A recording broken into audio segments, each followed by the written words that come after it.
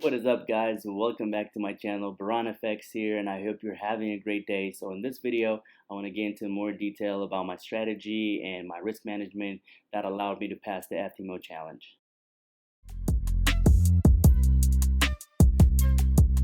Alright, as you can see here, this is my TradingView account, and I am currently in a trade on Euro USD. This is the daily chart. I already mapped out my support and resistance levels, so that's what you see here in the maroon color.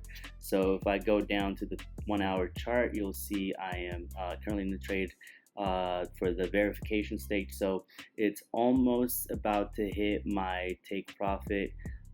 So right here, as you can see, is my risk right here, my risk management tool. So it's currently in profit.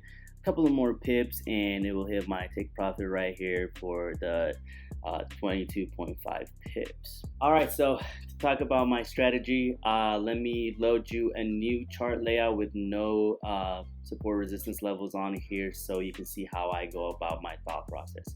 So let's load a chart right here. I got a plain one created already, so this is not going to have any of the support resistance or any of that I've drawn already. So as you can see here on the side, I have 3 pairs and a dollar index, and that's all I trade because you have to stay focused on a couple of pairs and master those pairs. So now first thing what I'll do is I'll go to the daily chart over here and I'll map out the support and resistance levels. Right away I see a resistance level right up here and a previous support level right down here. So let's move this guy out of the way so we can see it. I see another one right down here. So this was a resistance right here and then a support down here. So I'll map that guy out right there. And then also right here, you'll see multiple times there was a resistance level and I'll map that right there. So let's map that right there and that'll be it. So that's that for my support and resistance levels. And then now what I'll do is I'll go down to my hourly chart.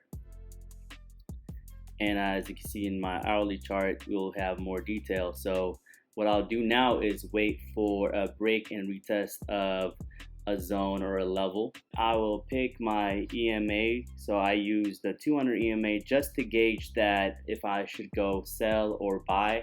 So if it's below this EMA, I'll only be looking for sells, and if it's above this EMA, then I'll be looking for buys. Then now I will map out some zones that I'll use for break and retest. So right now this is already passed, it's already gone, but if it was down here, I would have mapped out something like this. And then what I would do is I would wait for it to break this level, come back for a retest, and I would enter down here. I always place a limit buy or limit sell order so that when it breaks and comes back for the retest, it will tag me in and then go to my direction. For my risk management, I would use 1.5. So I'll come in here and usually it will be around 20 pips to 30 pips. So that will give me a 1.5 risk reward ratio. And this candle comes back, it would tag me in and then it would go my direction if I was correct. Or sometimes it will come back and take me out for a stop loss. So that has been working really well for me, and I've been doing this for a while, and I use this for the challenge itself, and that's pretty much it. It's a very simple strategy. I don't complicate it. I don't use anything crazy. I always like to keep it simple, and it's been working really well.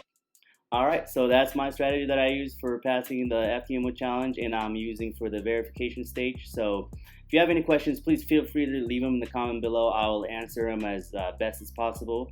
Make sure you like and subscribe, and I'll see you in my next video.